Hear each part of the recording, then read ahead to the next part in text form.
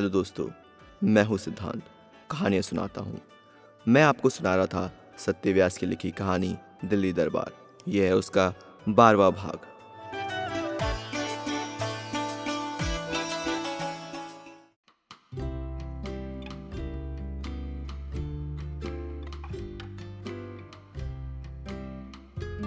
राहुल को बचपन से जानने के कारण मुझे विश्वास था कि वो जो भी कह रहा है उसमें कुछ बात जरूर है। फिर भी अगले 2 महीने तक जब भी मुझे समय मिलता मैं उसे रीजनिंग बताता रहता।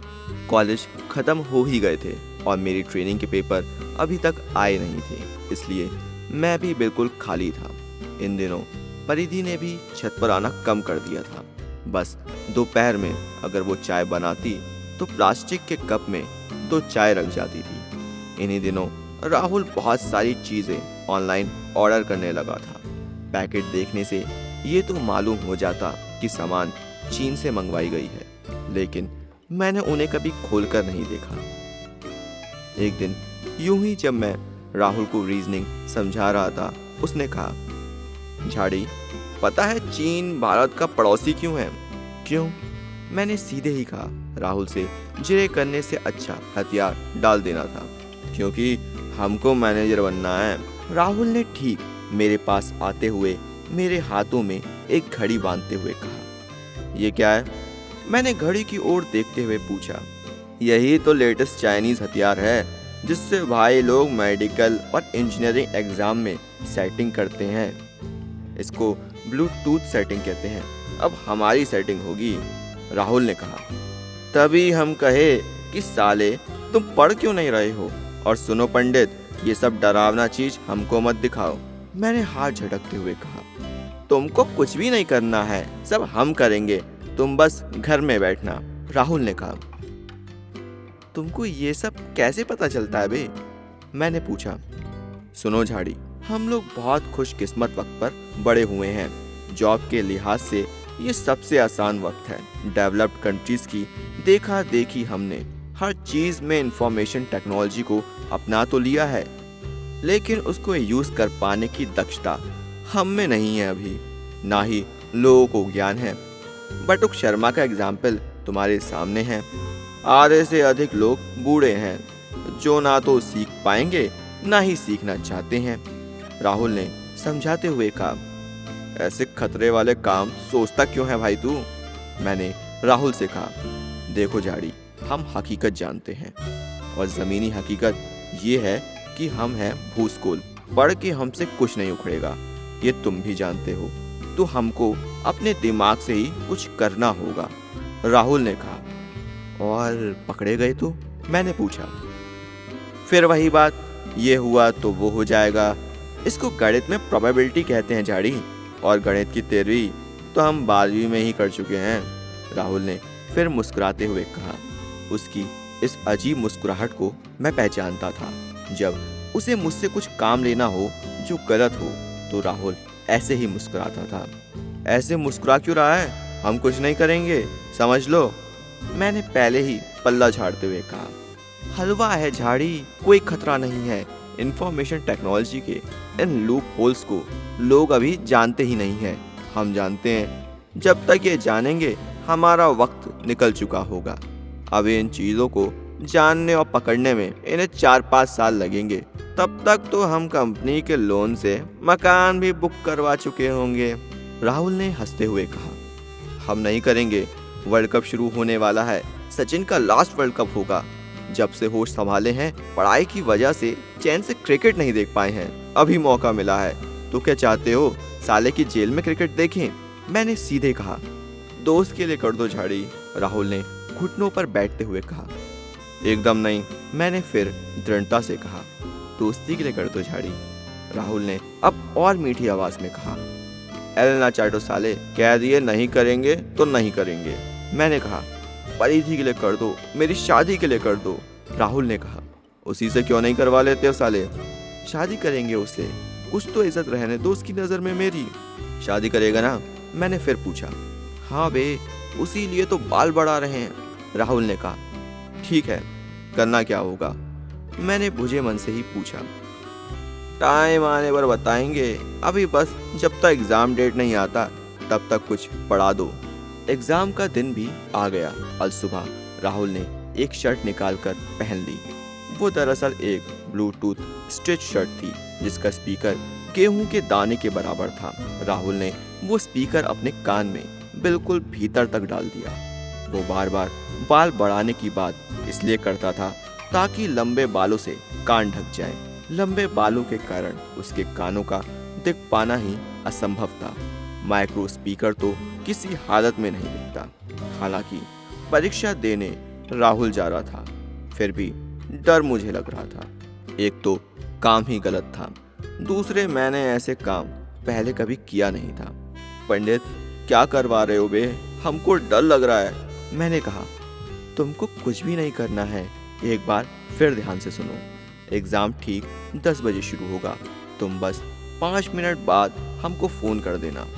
ये जो घड़ी मेरी कलाई में है, ये मोबाइल है जो साइलेंट मोड पर रहेगा। देखो, हम सब सेट कर दिए हैं पहले ही। ये जो मोबाइल वॉच है ना, इसके कैमरा से कलाई टेढ़ी करके हम बस क्वेश्चन पेपर का फ़ोटो खींच लेंगे। वो फ़ोटो शुगर सिंह के ज़रिए डायरेक्ट मेरे मेल पर आ जाएगा जो हम लैपटॉप में खोल के रखे हैं।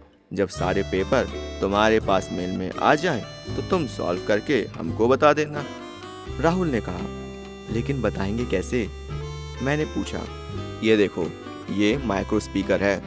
जो भी तुम बताओगे वो सारा आंसर इस स्पीकर के ज़रिए हमको सुनाई देगा जो हम कान में डाल लिए हैं, क्योंकि मेरा ये वॉच मोबाइल ऑन रहेगा ही। और अगर तुम फ़ोटो नहीं खींच पाया तो? मैंने राहुल की घड़ी को उलटते पलटते हुए कहा। तो भाई, फिर हम कोई फर्रे तो बनाए नहीं हैं, एक घड़ी ही तो पहनी है। किसी के बाप को पता नहीं चलेगा कि इसमें मोबाइल है। अगर ज़्यादा डर लगे तो उतार कर पॉकेट में रख लेंगे। फिर इन्विजिलेटर मेरी जुल्फों की लट उठाकर मेरे कान की बाली तो चेक करेंगे नहीं। अभी उनको ये सब समझते 2-3 साल लगेंगे। तब तक हम 20-25 सैलरी उठा लिए रहेंगे, समझा? राहुल ने कहा। यहाँ फट के चबूतरा हुआ है साले, दिमाग काम करना बंद कर चुका है। कद्दू समझ में आएगा। मैंने कहा, भाई बहुत सिंपल है, एकदम मक्खन। एक बार और सुन, तुम हमको फ़ोन करोगे, हम कलाई टेढ़ी करके क्वेश्चन पेपर का फ़ोटो खींच लेंगे। वो सिंक होकर मेरे मेल में आ जाएगा। तुम हमें आंसर बताओगे जो मेरे कान में ठेले गए माइक्रो ब्लूटूथ स्पीकर से सुनाई देगा। अब इससे आसान भी कुछ होगा क्या? राहुल ने कहा। फिर भी डर लग रहा है पंडित। मैंने कहा, तो फिर थोड़ा डर ही लो साला। डरना हमको चाहिए, नौकरी छोकरी सब दाव पर है और डर तुम रहे हो। चलो अब सो जाओ, कल का दिन वैसे ही बोझिल होगा।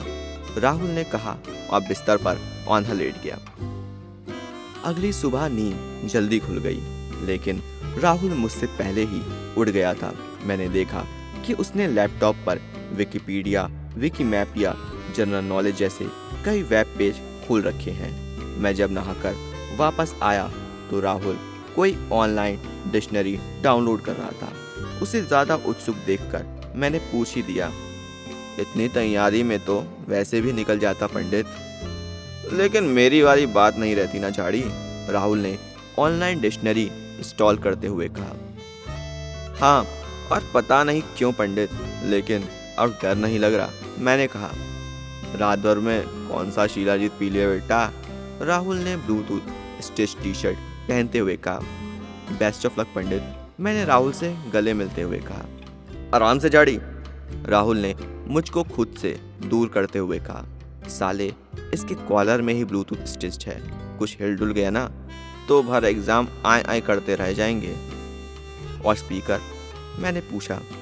ठेल रहे हैं, ये देखो, ये कान के बूंदे मैंने अपने काले घने बाल के पीछे गोमटे की तरह छिपे कान में घुसा लिए। राहुल ने अपने बाएं कान में गेहूं के दाने से भी छोटे उस ब्लूटूथ स्पीकर को छिपाते हुए कहा। सुनाई तो देगा ना, इतना छोटा है। मैंने माइक्रो स्पीकर की साइज देखते हुए शंका जाहिर की। तू बोलेगा तो जरूर सुनाई देगा, बचा लियो भाई, चलता हूँ, गेटिंग लेट। कहकर राहुल एक बार फिर मुझसे गले मिलकर एग्जामिनेशन सेंटर के लिए निकल गया। मैं सजग होकर लैपटॉप के ठीक सामने बैठ गया। एक एक पल काटना भारी हो रहा था। मैं कितनी दफ़ा बाथरूम दौड़ा मुझे याद भी नहीं। परीक्षा शुरू होने के ठीक 5 मिनट बाद मैंने भगवान का नाम लेकर राहुल को फ़ोन किया, लेकिन 3 बार रिंग होने के बाद फ़ोन कट गया। मैं डर गया। मुझे ये भय सताने लगा, कहीं राहुल फ़ोन साइलेंट मोड में करना भूल तो नहीं गया और क्लास में अचानक मोबाइल की आवाज़ की वजह से वो पकड़ा तो नहीं गया। अगर ऐसा हुआ तो सारा खेल शुरू होने से पहले न सिर्फ बिगड़ जाएगा बल्कि राहुल को पुलिस गिरफ्तार भी कर सकती है। मेरी हथेलियां पल भर में पसीने से तर हो गईं, धड़कनें धौंकनी हो गईं। मेरे दिमाग में ये डर घर कर गया कि राहुल कहीं फंस तो नहीं गया। अगर वो नहीं भी फंसा होगा और इन्विजिलेटर उससे पूछताछ ही कर रहे होंगे और इसी बीच मैंने फिर कॉल कर दी तो राहुल निश्चिंत ही फंस जाएगा।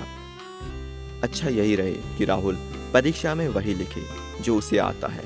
यही सब सोचते हुए मैंने राहुल को दोबारा कॉल न करने का निश्चय किया। मैं अभी लैपटॉप छोड़कर उठने ही वाला था कि राहुल के मेल बॉक्स ने पिंग किया। उस मेल के साथ अटैचमेंट भी थी। मेरे हाथ पैर बर्फ हो गए। मैंने देखा कि राहुल के एक एक कर 3 मेल आए हैं। मैंने उन्हें खोला तो जड़वंत रह गया। शुगर सिंह से आए हुए वो मेल क्वेश्चन पेपर के फोटोग्राफी थे।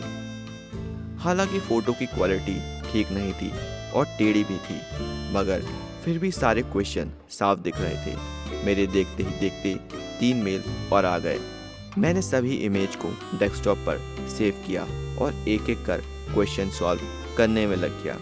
मेरी तैयारी के हिसाब से सवाल सारे बचकाने ही थे, इसलिए मुझे उन्हें सॉल्व करने में ज़्यादा वक्त नहीं लगा।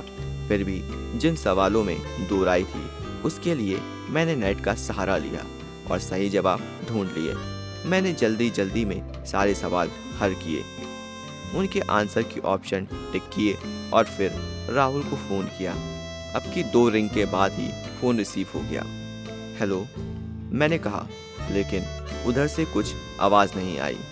हेलो पंडित, भोसड़ी के कुछ तो बोलो, मैंने खींचकर कहा। अब की बार भी कोई आवाज़ नहीं आई। मुझे राहुल पर बहुत गुस्सा आ रहा था। एक तो पहले फ़ोन नहीं उठाया और अब फ़ोन उठाकर जवाब ही नहीं दे रहा। पता नहीं सुन भी पा रहा है या नहीं, मैं खुद में सोच रहा था। हेलो लगता है आवाज़ नहीं आ रही, काट के दोबारा करता हूँ। अभी मैं इतना बुदबुदाया ही था कि तभी दूसरी ओर से राहुल की आवाज़ सुनाई दी। Sir, this is examination hall and no one suppose to talk here. Rahul की ये बात सुनते ही मैं खुश हो गया। ये दरअसल मेरे लिए मैसेज था कि राहुल एग्जामिनेशन हॉल में है और वो मेरे हेलो का जवाब नहीं दे सकता। ये भी कि वो मुझे सुन पा रहा है और मुझे जवाब बताते जाने हैं। साथ ही साथ मुझे उसके समझ की दाद भी देनी पड़ी। जैसे ही उसने सुना कि मैं फ़ोन काट रहा हूँ, उसने टीचर के बहाने से मुझे इस बात का आभास दिया कि वो मुझे सुन रहा है। मुझे अपनी बेवकूफ़ी पर झेप भी आई कि मैं राहुल से हेलो का जवाब चाह रहा था, जबकि मैं जानता था कि वो परीक्षा हॉल में बैठा है। जियो पंडित, क्या तरकीब लगाए हो यार, हम तो फ़ोन काटने वाले थे। भाई पेपर मिल गया है, लगभग सबका जवाब मिल गया है। सरकर भरना शुरू करो। अब बायां हाथ अपने गाल पर टिका कर बैठो। घड़ी और शर्ट का कॉलर नज़दीक रहेगा तो आवाज़ की क्लैरिटी रहेगी। मैंने थोड़ी देर पहले ही नेट पर पड़ा ज्ञान बघारा। सुनो, जिस सवाल का ऑप्शन बता रहे हैं उसके सर्कल में डॉट करते जाओ, बाद में पूरा भर लेना। कहते हुए मैंने उसे सही ऑप्शन बताने शुरू किए। अगले लगभग आधे घंटे में मैंने राहुल को 250 में से 220 मार्क्स के आंसर बता दिए। आते हुए सारे जवाब बता देने के बाद मैंने कहा, यार पंडित, पेज नंबर 4 के लास्ट का 2 सवाल का फ़ोटो बहुत धुंधला आया है। अब फिर से भेजना तो पॉसिबल नहीं होगा। इनका कुछ कर सकता है क्या? मेरा इतना कहते ही राहुल ने इन्विजिलेटर से ज़रा ज़ोर से ही कहा, सर, ये चंद्रचूड़ कमेटी और एंटासिड के केमिकल नेम वाले क्वेश्चन के ऑप्शंस गलत हैं। मैंने ये सुनते ही समझ गया कि यह सवाल इन्विजिलेटर के लिए नहीं बल्कि मेरे लिए है, क्योंकि यही दोनों सवाल पेज नंबर 4 के अंतिम 2 सवाल थे। बवाल काट दियो आज तो पंडित, कमाल किए हो। लो पहला आंसर लिखो। Chandrachud committee is associated with match fixing and antacid base is magnesium hydroxide. मैंने कहा थैंक यू सर। राहुल ने इन्विजिलेटर के बहाने शायद मुझसे कहा, चलो अब सारा कालिक भर लिए हो तो पेपर जमा करके बैठो, हम अब फ़ोन बंद कर रहे हैं, बाथरूम जा रहे हैं, साले घंटा भर से दबा कर बैठे हैं। कहते हुए मैंने मोबाइल डिस्कनेक्ट कर दिया। इतनी सुबह उठने की आदत नहीं थी, इसलिए अब भी उबासी मुझे घेर ही रही थी। मैंने लैपटॉप समेटा और सो गया। दोपहर को जब राहुल घर आया तो दरवाज़ा खोलते ही उसने मुझे गले से लगा लिया और कहा, कहना तो नहीं चाहिए, फिर भी थैंक यू झाड़ी। क्यों नहीं कहना चाहिए? जो इच्छा हो वो कहो, चाहो तो झुक भी जाओ। मैंने मजाक किया। पता है यहाँ से तो भाषण झाड़ के गए, वहाँ जाते ही सूख गया। राहुल ने कहा, क्यों ऐसा क्या देख लिया? मैंने कहा, अरे पूरे क्लास में बस 5 लड़के, इमेजिन करो, एक हम, एक महिका, बाकी और सिर्फ 3 लड़के। सोचो बुढ़ा क्या तरकीब लगाया था। राहुल ने पानी पीते हुए कहा। महिका कुछ कही? मैंने पूछा। नहीं, पहले देख के हैरान जैसा कुछ हुई, फिर अपने पेपर्स में लग गई। और पहली दफ़ा में फ़ोन क्यों नहीं उठाए थे साले? हम डर गए थे कि तुम धरा गए। नहीं भाई, घबराहट और जल्दी में ग्रीन की जगह रेड साइन स्वैप कर दिए, राहुल ने हंसते हुए कहा। अब मैंने पूछा, अब तुम फौज की तैयारी करो, हम मौज की तैयारी करते हैं। राहुल ने शर्ट उतारते हुए कहा। परिधि को बताए? मैंने पूछा। नहीं भाई, वैसे ही इतना सपना देख चुकी है, और जोड़ लेगी, रिजल्ट आने पर बताएंगे, राहुल ने कहा। अबे इंडिया नीदरलैंड का मैच है बुधवार को फिरोजशाह कोटला में, चलेगा देखने? मैंने राहुल से पूछा। इतने बेकार नहीं है, अभी छोटू को लेके चले जाओ, दुआ देगा, राहुल ने सीधा ही कहा। दुआ नहीं, टिकट देगा, वही तो साला कहीं से टिकट का जुगाड़ करके लाया है। कह रहा है हमको वो जरूरी काम आ गया, आप चले जाइए। चलो ना, वर्ल्ड कप है साले। मैंने कहा, देखो झाड़ी, मेरा वर्ल्ड और मेरा कप दोनों एक तल्ला नीचे रहता है और उसको बुधवार को अंसल प्लाजा जाना है। राहुल ने परिधि की बाबत कहा और बिस्तर पर औंधा लेट गया।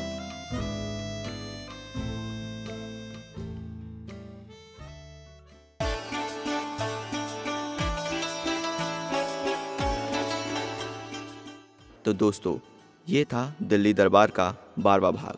आपको ये एपिसोड कैसा लगा मुझे कमेंट करके बताएं। अच्छा लगा हो तो लाइक करें और दोस्तों के साथ शेयर भी करें। और हमारे चैनल सिद्धिव्या स्टूडियोज़ को सब्सक्राइब करना ना भूलें और बेल नोटिफिकेशन को भी दबाएं, जिससे हमारे अगले एपिसोड का नोटिफिकेशन आपके पास सबसे पहले पहुँचे। तो दोस्तों, मैं मिलता हूँ आपको अगले एपिसोड में। तब तक के लिए stay safe and take care.